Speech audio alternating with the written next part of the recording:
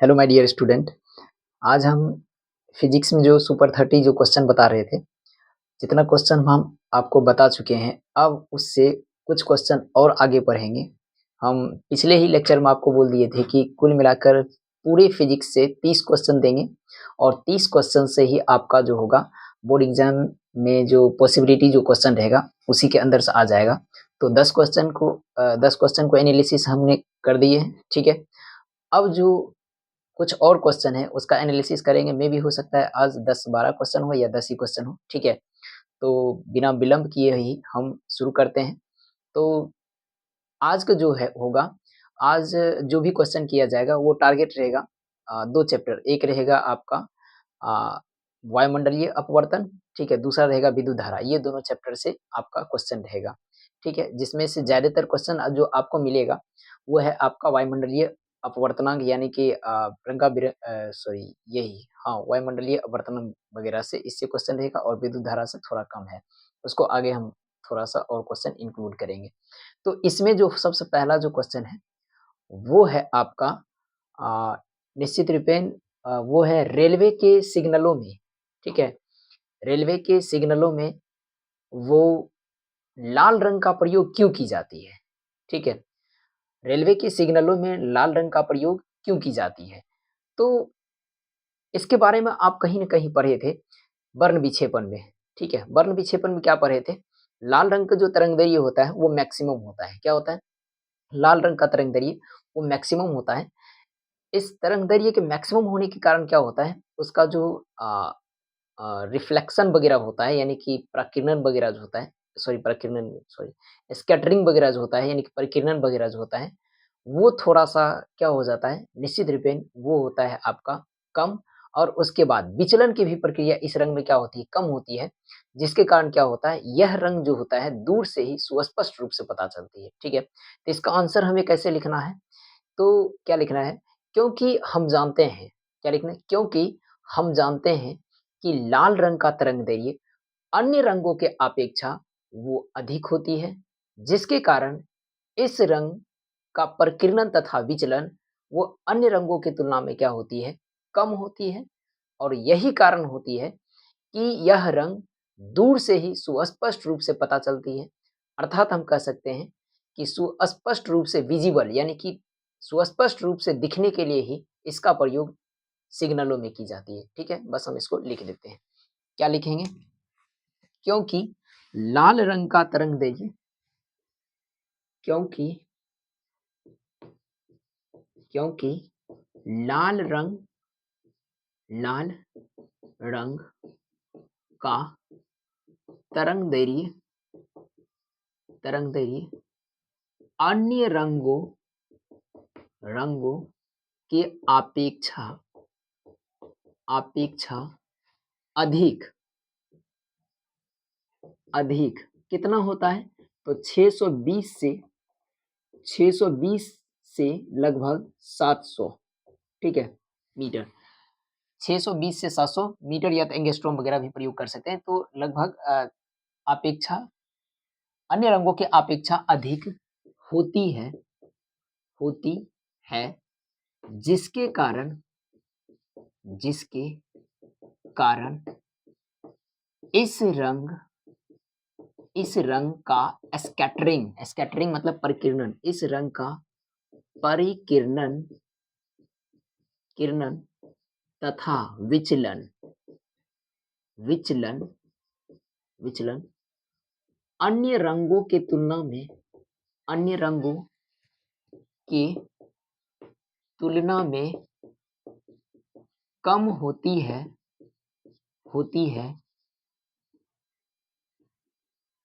जिसके वजह से या जिससे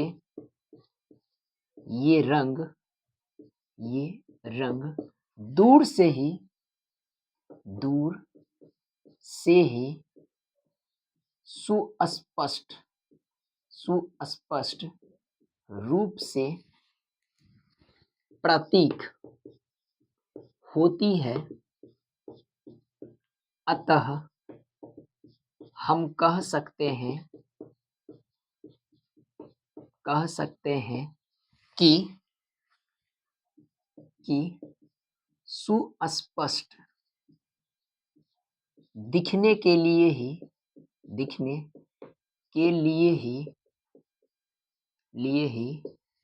इस रंग का प्रयोग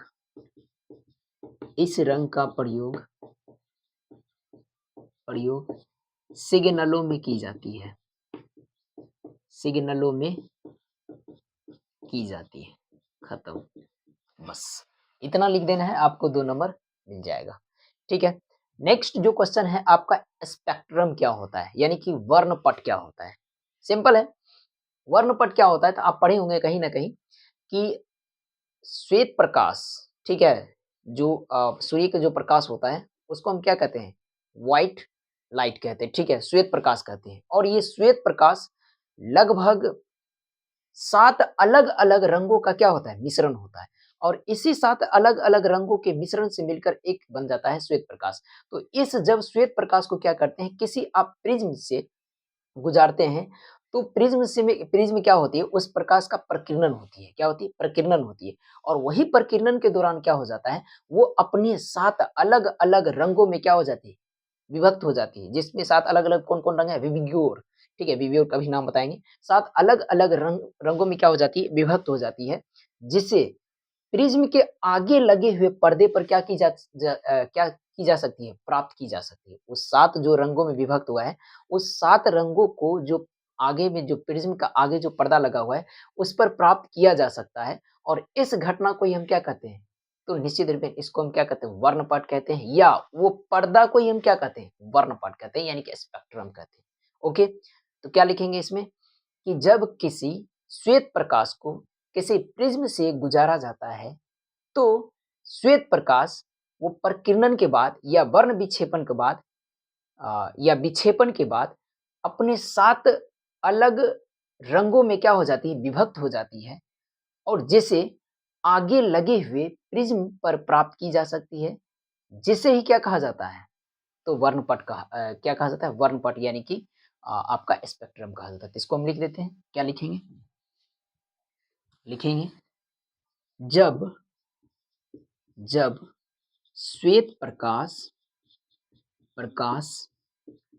को किसी प्रिज्म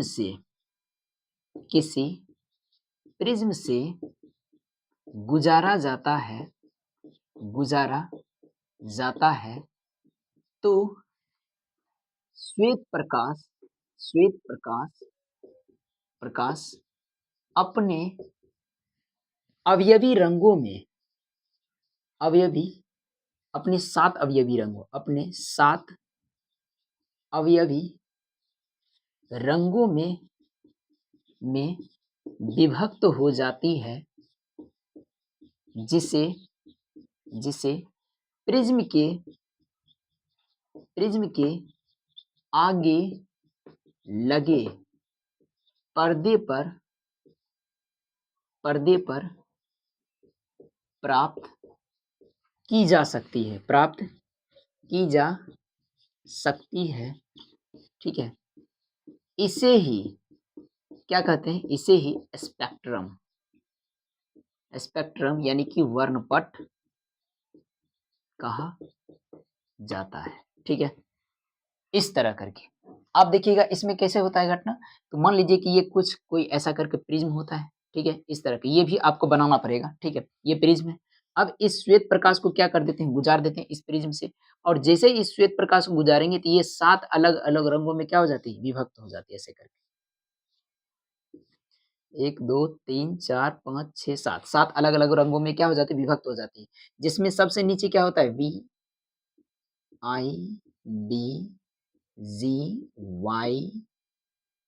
थोड़ा सा बड़ा करके बनाते हैं इसको, आप इसको लिख सकते हैं। फिर इसके बाद आपको ये चित्र बनाना पड़ेगा, तब आपको फुल नंबर मिलेगा। ठीक है, तो हम चित्र बनाते हैं।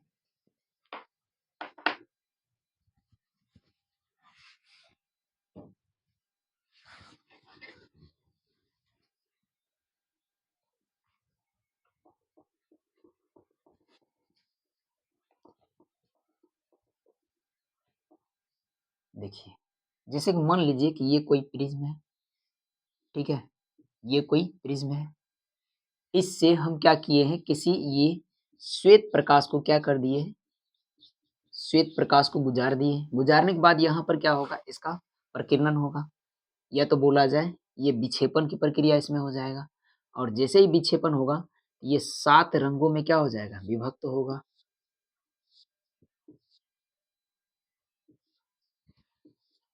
ठीक है, 3 3 6 1 7। ठीक है, जिसमें सबसे पहला क्या होता है, बैगनी होता है। ठीक है, क्या होता है, बैगनी, जामुनी, नीला, बैजानी, हरा, पीला, पीला, नारंगी और उसके बाद लाल। ठीक है, क्या होता है, लाल। इसका सूत्र क्या याद करने का होता है, ट्रिक क्या होता है, तो बैजानी पीनाला, बैजानी पीनाला, इंग्लिश में विबग्योर। बै मतलब बैगनी, जा मतलब जामुनी, नी मतलब नीला, ह मतलब हरा, पी मतलब पीला, ना मतलब नारंगी, ला मतलब लाल।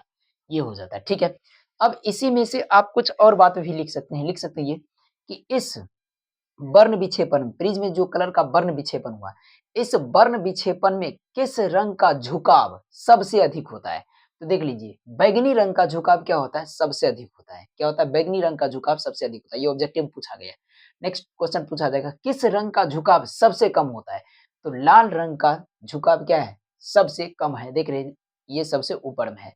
तो जिस रंग का तरंगदैर्घ्य सबसे कम, उस रंग का झुकाव सबसे ज्यादा। जिस रंग का तरंगदैर्घ्य सबसे अधिक, उस रंग का झुकाव सबसे कम। याद रखिएगा, लाल रंग का झुकाव प्रकाश के वर्ण विक्षेपण में क्या होता है, सबसे कम होती है। बैगनी रंग का भी झुकाव प्रकाश का वर्ण विक्षेपण सबसे अधिक होती है। लाल रंग का तरंगदैर्घ्य सबसे अधिक होती है, बैगनी रंग का तरंगदैर्घ्य सबसे कम होती है। ठीक है, ये हो गया स्पेक्ट्रम के बारे में। ठीक है, नेक्स्ट क्वेश्चन पर चलते हैं। नेक्स्ट क्वेश्चन आपका ये है, डिफेक्ट्स ऑफ विजन, यानी कि दृष्टि दोष क्या है, ये कितने प्रकार के होते हैं। देखिए, दृष्टि दोष क्या होता है, सिंपल होता है। दृष्टि दोष मतलब ये हुआ कि किसी कंडीशन में जब क्या हो जाता है, आंख जो होता है दूर अथवा नजदीक के वस्तु को जो होता है, आंख में जो रेटिना पाया जाता है, वो रेटिना दूर अथवा नजदीक के वस्तु को जो प्रतिबिंब होता है वो सुस्पष्ट रूप से नहीं बना पाता है, या नहीं बना मतलब कि नहीं दिखाता है। ठीक है, तो ऐसे कंडीशन का, आंख के ऐसे कंडीशन को हम क्या कहेंगे, तो आंख के ऐसे कंडीशन को हम कहते हैं दृष्टि दोष। क्या कहते हैं, दृष्टि दोष, यानी कि डिफेक्ट्स ऑफ विजन। ठीक है, दृष्टि दोष कहेंगे। ये कितने प्रकार के होते हैं, ये 3 प्रकार के होते हैं। कौन कौन होता है, एक निकट दृष्टि दोष, ठीक है, एक दूर दृष्टि दोष, और एक होता है जरा दृष्टि दोष। यही क्वेश्चन है कि दृष्टि दोष क्या होता है। ठीक है, ये कितने प्रकार के होते हैं। ठीक है, तो दृष्टि दोष किसको कहेंगे, आंख की वह स्थिति जिसमें रेटिना दूर अथवा नजदीक के वस्तु को क्या होता है, दूर अथवा नजदीक के वस्तु को सुस्पष्ट रूप से प्रतिबिंब नहीं बना पाती है, या बनाने में क्या हो जाती है, असफल हो जाती है। तो ऐसे कंडीशन का, आंख को ऐसे कंडीशन को क्या कहते हैं, दृष्टि दोष कहते हैं। क्या कहते हैं, दृष्टि दोष। ये हम लिख देते हैं।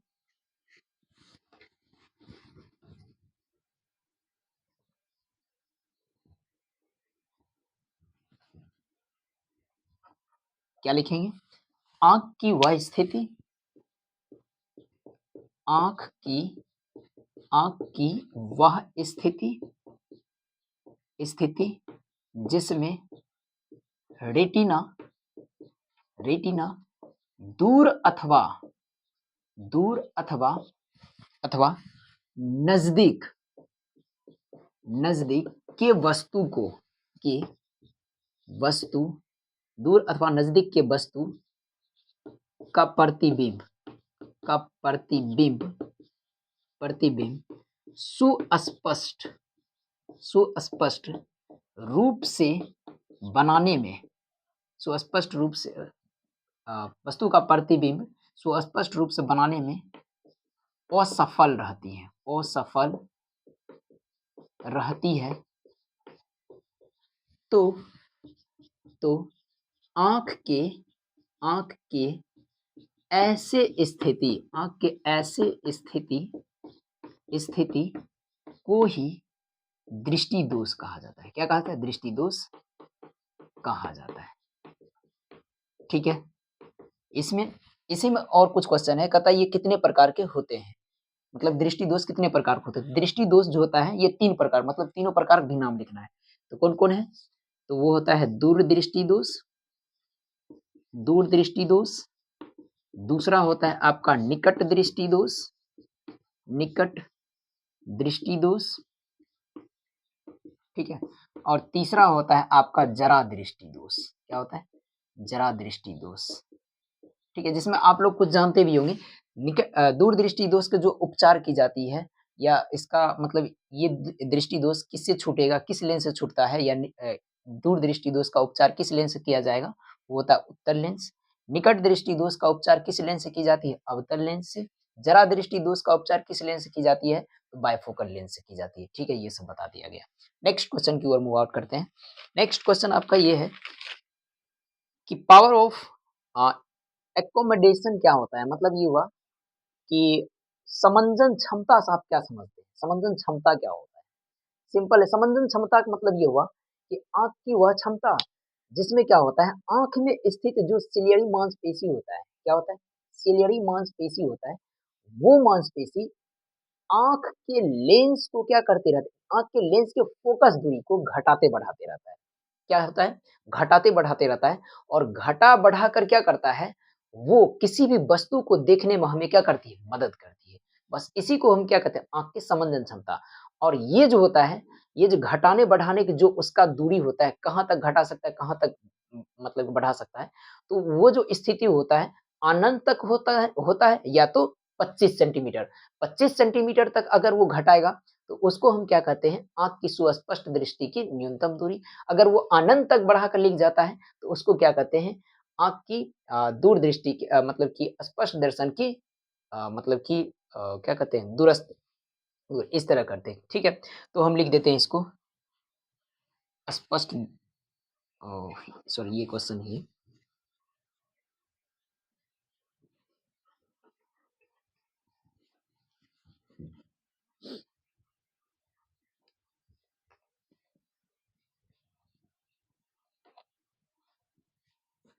चलिए इसको लिख देते हैं, क्या लिखेंगे, आंख की वह क्षमता, वह क्षमता जिसमें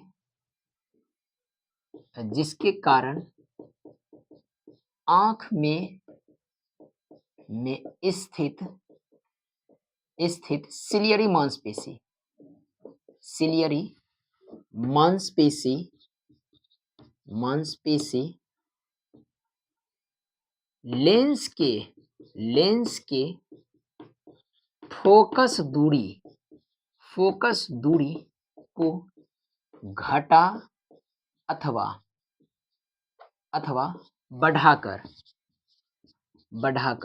मतलब कुल मिलाकर सुव्यवस्थित करता है उसको, ठीक है, व्यवस्थित करते रहता है। घटा अथवा बढ़ाकर हमें सुस्पष्ट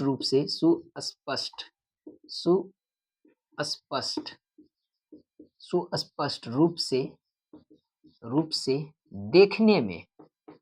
देखने में मदद करती है। क्या करती है, मदद करती है, ठीक है। अब ये क्या होता है, इसकी कुछ सीमा होता है, इसकी क्या क्या सीमा होता है वो लिख देना है एरोप्लेन देकर। इसके घटाने अथवा बढ़ाने की दो सीमा होती है। क्या होती है, दो सीमा होती है।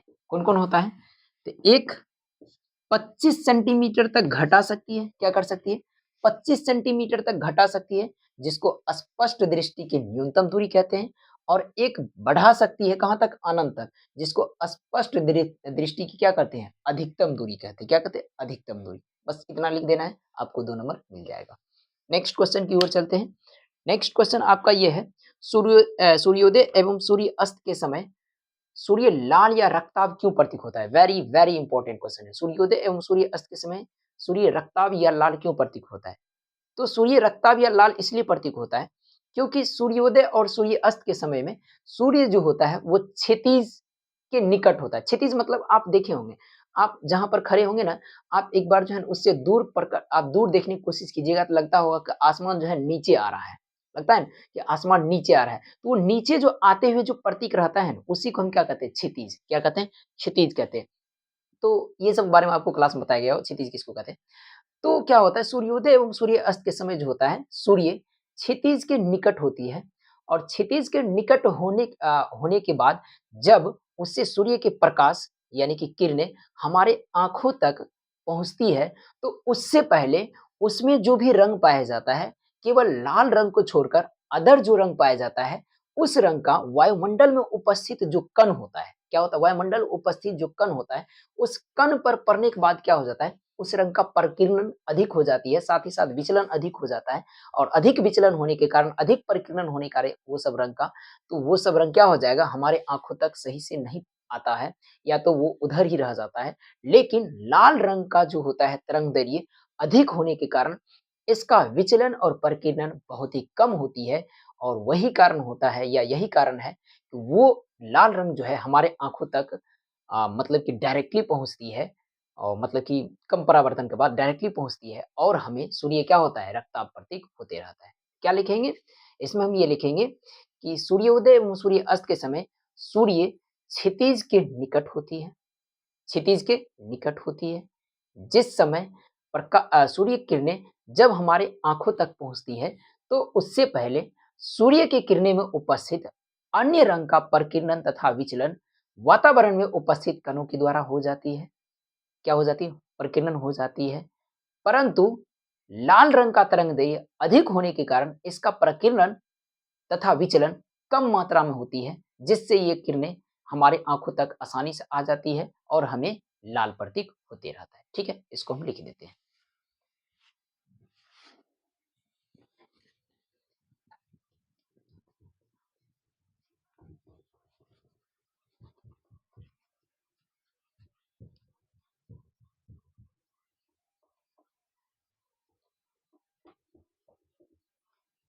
क्या लिखेंगे? तो लिखेंगे क्योंकि क्योंकि सूर्योदय सूर्योदय एवं सूर्यास्त सूर्यास्त के समय सूर्य क्षितिज क्षैतिज नहीं लिखिएगा, क्षितिज के समीप होती है, समीप होती है,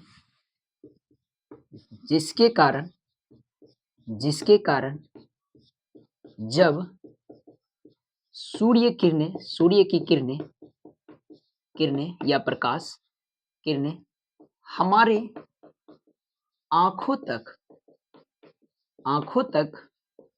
पहुँचती है, तो उससे पहले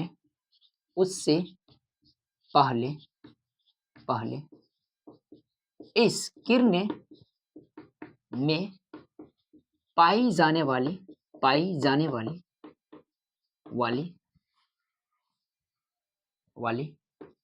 अन्य रंगों का तरंगदैर्घ्य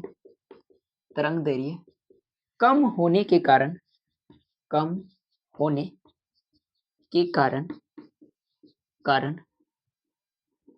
इसका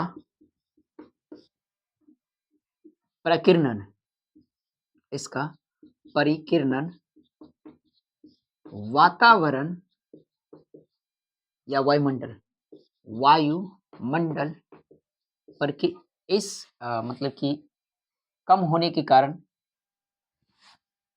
इसका प्रकीर्णन वायुमंडल में स्थित कणों के द्वारा अधिक मात्रा में हो जाती है, परंतु लाल रंग का तरंगदैर्घ्य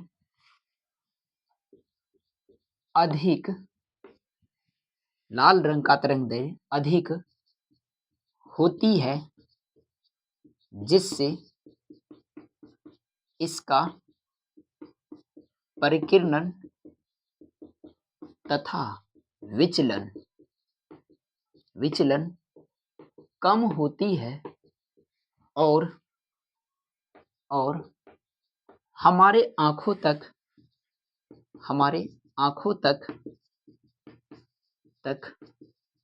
आसानी से पहुंच जाती है जिससे हमें क्या होता है, लाल या रक्तस्राव प्रतीक होती है। बस इतना लिख देना है, ठीक है। इसको मिटा देते हैं।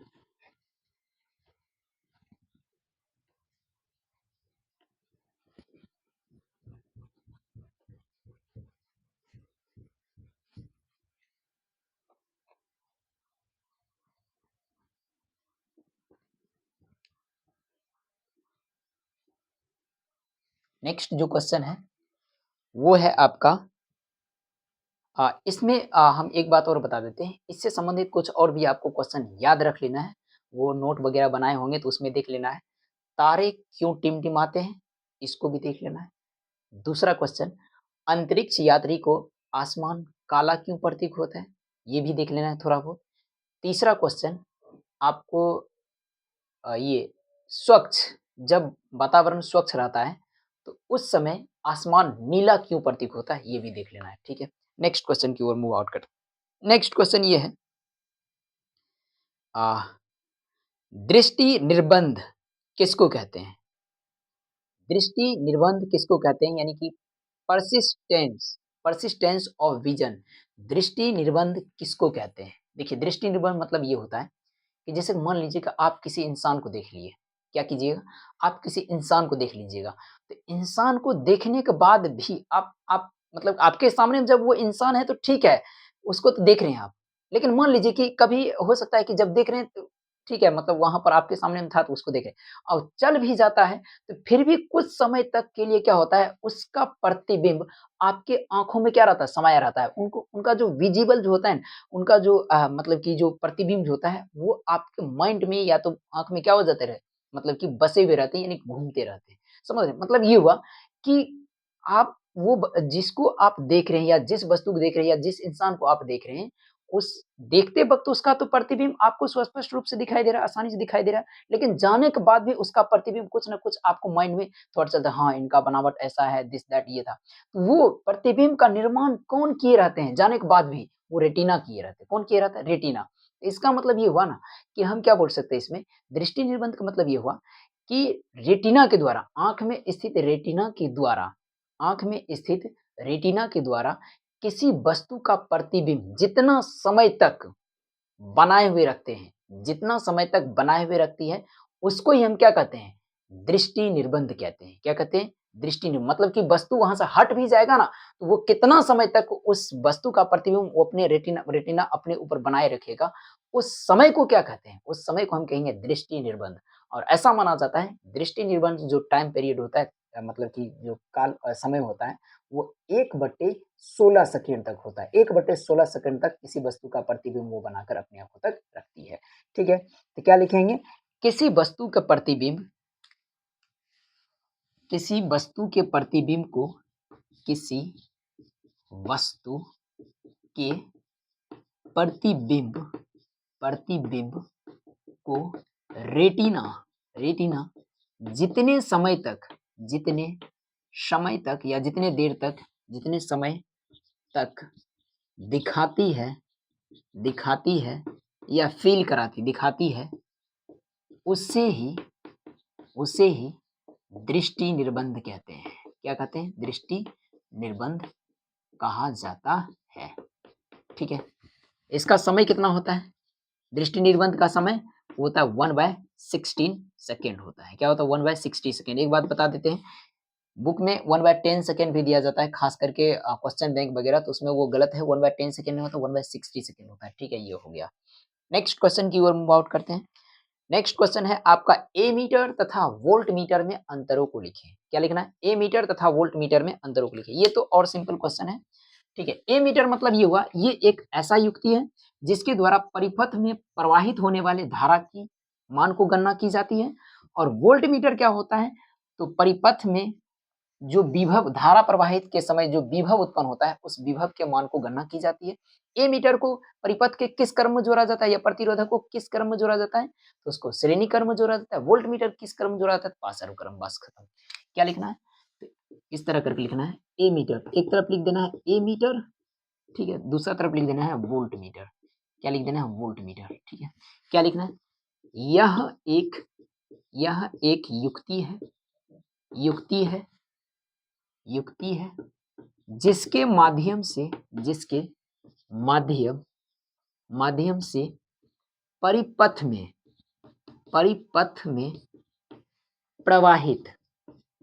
प्रवाहित होने वाले धारा की मान को ज्ञात की जाती है और इसके द्वारा विभव की मान को ज्ञात की जाती है। इसके द्वारा परिपथ में प्रवाहित होने वाले विभव या धारा प्रवाह के दौरान उत्पन्न विभव के मान को गणना की जाती है, ठीक है। इसको परिपथ के किस क्रम में जोड़ा जाता है, इसे श्रेणी क्रम में जोड़ा जाता है, श्रेणी क्रम में जोड़ा जाता है। और इसे किस क्रम में जोड़ा जाएगा, इसे पार्श्व क्रम में जोड़ा जाता है, पार्श्व क्रम में जोड़ा जाता है, ठीक है। ये हो गया खत्म। ये हो गया आपका एमीटर और वोल्ट मीटर में अंतर, ठीक है। इसको भी मिटा देते हैं हम।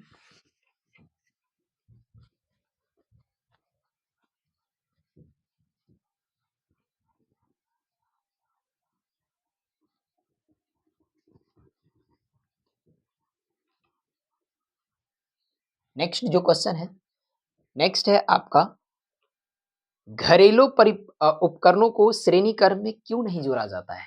घरेलू परिपथ में उपकरणों को श्रेणी क्रम में क्यों नहीं जोड़ा जाता है, रीजन है, देखिए आप जानते हैं।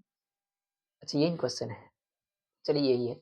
तो क्यों नहीं जोड़ा जाता, तो मेन रीजन इसका ये है क्योंकि आप जानते हैं कि जब भी श्रेणी क्रम में प्रतिरोधकों को जोड़ा जाता है तो उसमें जब भी धारा प्रवाहित की जाती है तो सभी प्रतिरोधकों में धारा का मान समान रूप से प्रवाहित होता है।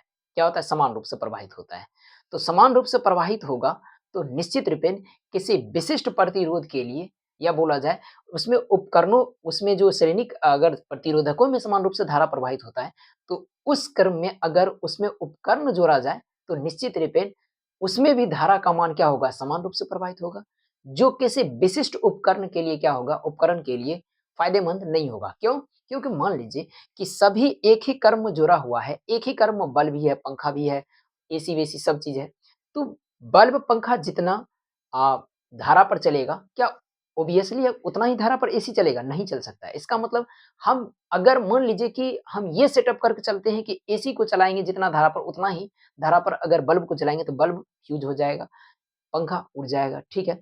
तो या हम ये सोच कर चलेंगे कि बल्ब जितना धारा पर चल रहा है उतना ही धारा हम एसी में भी सेटअप करेंगे तो एसी चल नहीं पाएगा। इसका मतलब ये हुआ कि श्रेणी क्रम में जो उपकरण अगर जोड़ा जाएगा तो उसमें जो समान रूप से जो धारा प्रवाहित होगा वो किसी विशिष्ट प्रतिरोध के लिए जैसे कि एसी वगैरह जो होता है, फ्रिज वगैरह, इसके लिए क्या होगा, वो फायदेमंद साबित नहीं होगी क्योंकि उसमें आवश्यक मात्रा की धारा नहीं पहुंच पाएगी और नहीं पहुंच पाएगी तो निश्चित रूपेण वो यंत्र या वो उपकरण या विशिष्ट उपकरण मतलब कि शुद्ध रूप से या बोला जाए पूर्ण रूप से स्वचालित नहीं हो पाएगा या जो बोला जाता है एक अच्छे ढंग से वो स्वचालित नहीं हो सकते।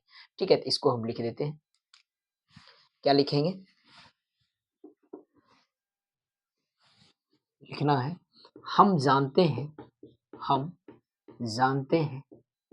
कि हम जानते हैं कि श्रेणी क्रम में में श्रेणी क्रम में जोड़ा गया प्रतिरोधकों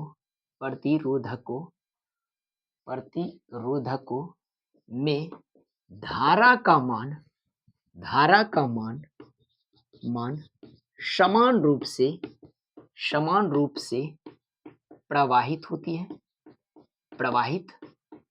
है। अतः हम कह सकते हैं कि कह सकते हैं कि श्रेणी क्रम में जोड़ा गया उपकरणों में भी समान रूप से धारा प्रवाहित होगा जो किसी विशिष्ट उपकरणों जैसे फ्रीज उपकरणों के लिए सही नहीं माना जाएगा या नहीं होगा क्योंकि उस उपकरण तक आवश्यक मात्रा की धारा नहीं पहुंच पाएगी जिससे वह उपकरण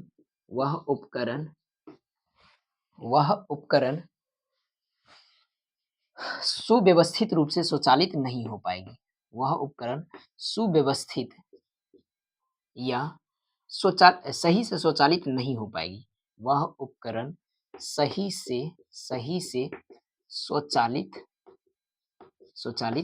नहीं हो पाएगी। इसलिए हम कह सकते हैं कि विद्युत परिपथ जो श्रेणी क्रम जो होता है उसमें किसी भी उपकरण को नहीं जोड़ा जाता है। घरेलू विद्युत परिपथ में श्रेणी क्रम जो होता है किसी भी उपकरण को नहीं जोड़ा जाता है। खत्म, ये हो गया। नेक्स्ट जो क्वेश्चन है वो है आपका, किसी चालक तार का प्रतिरोध किस बातों पर निर्भर करता है। तो ये हम बोलते नहीं ये हम लिखते नहीं, बोल देते हैं। किस बातों पर निर्भर करता है, तो निम्न 4 बातों पर। सबसे पहला, चालक तार की लंबाई पर। आप जानते हैं चालक तार की लंबाई बढ़ने पर क्या होता है, प्रतिरोध का मान क्या हो जाता है, वो बढ़ जाता है। ठीक है। दूसरा अगर बोला जाए तो वो होता है आपका चालक तार की मोटाई या अनुप्रस्थ क्षेत्रफल पर। चालक तार की मोटाई या उसके क्षेत्रफल पर। दूसरा हो गया, जानते हैं आप क्षेत्रफल बढ़ने से क्या हो जाता है, उसका जो होता है ये मतलब कि जो प्रतिरोध का मान जो होता है वो क्या हो जाता है, घट जाता है। दूसरा अगर बोला जाए तो वो होता है चालक तार की प्रकृति पर। क्या हो जाता है, प्रकृति पर, क्वालिटी पर भी डिपेंड करता है। चौथा होता है आपका चालक तार के तापमान पर या ताप पर। खत्म। नेक्स्ट क्वेश्चन ये है, विद्युत धारा किसे कहते हैं, इसका मात्रक को लिखिए, या विद्युत धारा क्या है इसके मात्रक को लिखिए। सिंपल है, विद्युत धारा किसको कहते हैं कि किसी चालक तार में आवेशों के सतत प्रवाह को ही हम क्या कहते हैं, सॉरी इस तरह लिखना है कि किसी चालक में आवेशों के सतत प्रवाह को ही हम क्या कहते हैं, विद्युत धारा क्या कहते हैं, विद्युत धारा। किसी चालक में आवेशों के सतत प्रवाह को विद्युत धारा कहा जाता है। और पूछा गया इसका मात्रक क्या होता है, एम्पियर होता है। क्या होता है, एम्पियर। एम्पियर किस तरह होता है, आई बराबर जो होता है वो होता है क्यू बाय टी होता है। क्या होता है, क्यू बाय टी। ये फॉर्मूला भी लिख देना है। ठीक है, आई बराबर क्यू बाय टी, ये हो गया। ठीक है। नेक्स्ट क्वेश्चन है आपका, एम्पियर क्या है। तो एम्पियर क्या है, ये मतलब पूछा गया कि ये आपको नहीं लिखना है कि एम्पियर जन विद्युत धारा का मात्रक है, नहीं। इनका क्वेश्चन पूछने का तरीका ये है कि विद्युत धारा की मात्रक का परिभाषा क्या है, यानी कि विद्युत धारा की मात्रक का परिभाषा क्या है, अर्थात 1 एम्पियर का परिभाषा क्या होगा, या 1 एम्पियर किसको कहते हैं। तो आपको पता है कि 1 एम्पियर ये आई बराबर है, इस तरह लिखना है। हम बता देते हैं किस तरह आपको आंसर लिखना है। ये आपको लिखना है इसी तरह करके, 1 एम्पियर की परिभाषा पूछा जाए किस तरह लिखना है। ठीक है, पहले आपको क्या करना है, वो आपको विद्युत धारा का फॉर्मूला लिखना है। विद्युत धारा का फॉर्मूला क्या होता है, आई बराबर क्यू बाय टी होता है। क्या होता है, पहले ये फॉर्मूला लिख देना है आंसर में, क्यू बाय टी होता है। ठीक है। अब तो ये सब का मान क्या कर देंगे, एक एक रख देंगे। क्या हो जाएगा, 1 एम्पियर बराबर 1 कूलम बट्टे 1 सेकेंड। क्या हो जाएगा, 1 सेकेंड। और 1 सेकेंड, यहाँ पर ये भी क्वेश्चन पूछा जा सकता है, 1 एम्पियर बराबर क्या होता है, तो 1 कूलम बट्टे 1 सेकेंड पूछा जाएगा। 1 एम्पियर बराबर क्या होता है, 1 कूलम बट्टे 1 सेकेंड। ये भी क्वेश्चन पूछा जाता है 1 नंबर में। ठीक है, तो आपको अब परिभाषा ये लिख देना है और तब परिभाषा लिखना है 1 एम्पियर का परिभाषा, कि यदि किसी चालक तार में 1 कूलम आवेश, यदि किसी चालक तार में 1 कूलम आवेश 1 सेकंड तक प्रवाहित होती है, क्या लिखेंगे? यदि किसी चालक तार में 1 कूलम आवेश 1 सेकंड तक प्रवाहित होती है, तो इसमें उत्पन्न होने वाले धारा को ही, क्या कहते हैं? 1 एम्पीयर कहते हैं। क्या कहते हैं? 1 एम्पीयर। क्या लिखना है? सबसे पहले जैसे ही आपको क्वेश्चन पूछा जाए कि 1 एम्पीयर क्या है या विद्युत धारा की मात्रक का परिभाषा क्या है, तो सीधे लिखना है, पहले उसका फॉर्मूला लिख देना है, I बराबर Q/T, फिर लिख देना है 1 एम्पीयर बराबर 1 कूलम बटे में 1 सेकंड लिख देना है। तब लिखना है, यदि किसी चालक तार में 1 कूलम आवेश 1 सेकंड तक प्रवाहित होती है, यदि किसी चालक तार में 1 कूलम आवेश 1 सेकंड तक प्रवाहित होती है, तो उसमें उत्पन्न धारा के मान को ही क्या कहते हैं? 1 एम्पीयर कहते हैं। क्या कहते हैं? धारा के मान को ही 1 एम्पीयर कहते हैं। बस इतना लिख दीजिएगा, आपको 2 नंबर मिल जाएगा। हाँ, एक बात और, यहीं से आपको अगला भी क्वेश्चन याद रखना पड़ेगा। 1 कूलम किसको कहते हैं? क्या याद रखना है? 1 कूलम किसको कहते हैं? या आवेश की मात्रक को परिभाषा दें, ठीक है? ये ध्यान रखना है किस तरह होता है। फिर दूसरा पूछ सकता है 1 वोल्ट किसको कहते हैं? या विभव के मात्रक की परिभाषा क्या होता है? ये सब आपको थोड़ा बहुत ध्यान रखना पड़ेगा। यहाँ से भी क्वेश्चन आता है, ठीक है? तो बस हो गया। अगला जो 10 जो क्वेश्चन आएगा वो आगे के चैप्टर का आएगा और फाइनली वो फिजिक्स का लास्ट 10 क्वेश्चन होगा, ठीक है? मेरा मानना है कि हम जो-जो क्वेश्चन करा रहे हैं या जो-जो क्वेश्चन का एनालिसिस कर रहे हैं, वो अगर आप ध्यान दे देते हैं, तो निश्चित रूप में आपको बोर्ड एग्ज़ाम में इसी से क्वेश्चन आएगा, ठीक है? और आपको ये आंसर का जो एनालिसिस मतलब क्वेश्चन जो एनालिसिस हम बता रहे हैं, वो आपको अच्छा लगता है, तो निश्चित रूप में आप कुछ न कुछ कमेंट में लिख सकते हैं और लाइक वगैरह कर सकते हैं, ठीक है? तो मिलते हैं नेक्स्ट वीडियो के साथ next day. Okay, thank you.